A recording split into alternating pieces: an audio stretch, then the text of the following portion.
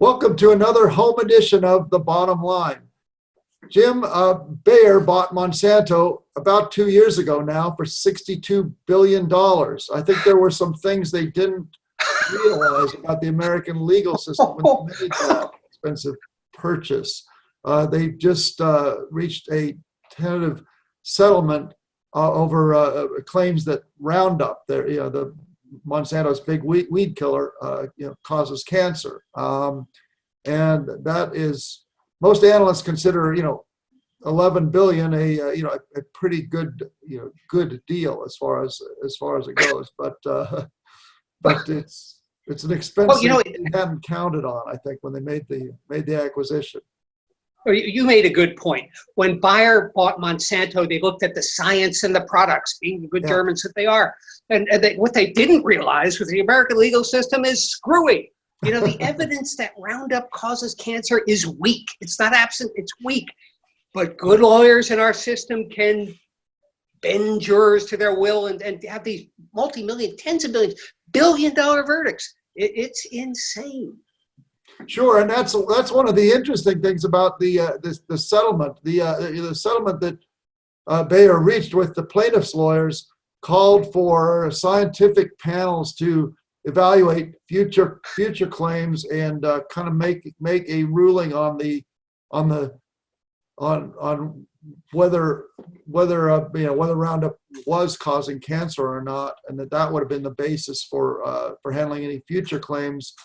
A judge kind of expressed doubts about that because it would have taken that determination out of the hands of juries. So they've now deleted or put on hold that future portion of the settlement. But this deal still would settle the existing claims, which are no, it actually wouldn't settle all the existing claims. Well, There's something like 25,000 claims that lawyers are holding out from the settlement. So not only that, they're still selling Roundup, so they would have these 25,000 existing claims plus any claim filed in the future.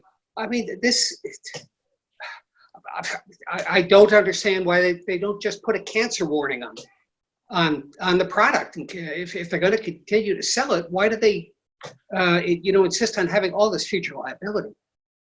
Well, I think I'm no lawyer, but perhaps they think putting that kind of a label on it would increase their liability and would make people more likely to sue them if they got cancer. Well, that's possible. That's possible. The interesting thing is, they bought Monsanto for the science and the products. The science is still good. It's a loser for Bayer now, but will it eventually pay off? I don't know. Well, I mean, it's not a loser for them. I think Bayer got what they want. I mean, you could talk about acquisitions that should never have been made, like Daimler buying Chrysler. That just wasn't a fit there, and the deal didn't work. This is not like that. With 2020 hindsight, we can certainly say that Bayer overpaid for Monsanto because they didn't take that significant liability into account. But I think that the deal is still, from their point of view, still working very well from a commercial and a science perspective. They got access to Monsanto's kind of world-leading seed technology, and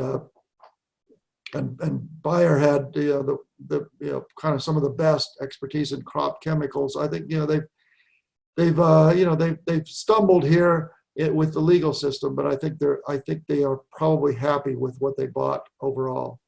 If you're looking for an analogy, and it's a strained analogy, it might be Bank of America's purchase of Merrill Lynch. Back during the financial crisis, they bought it. They had no idea how deep the problems of Merrill were, and it cost them a lot of money. But a dozen years later, it's a good acquisition. So, they've got one of the leading. Bank of America has one of the leading brokerage organizations, and it's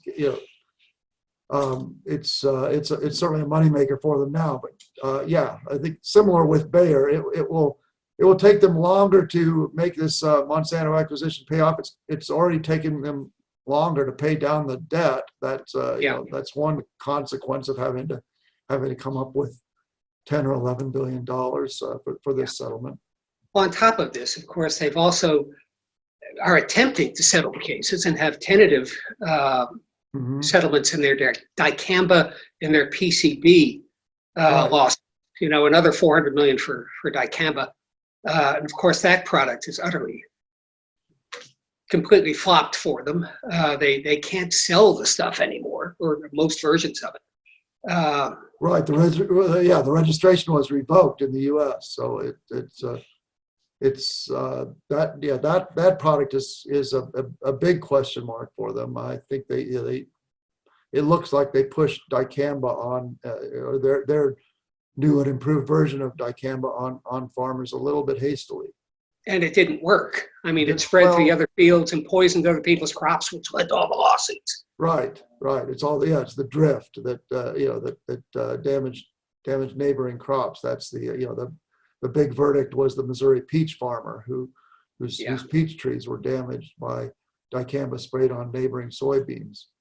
So you wonder if Bayer can perhaps Bayer has learned a lesson here to be very much more cautious, about in its dealings with the Monsanto, the products developed by Monsanto. Again, they do have excellent science, but they've made a couple of big mistakes. Right. They understood the science, but I don't think they understood the legal system.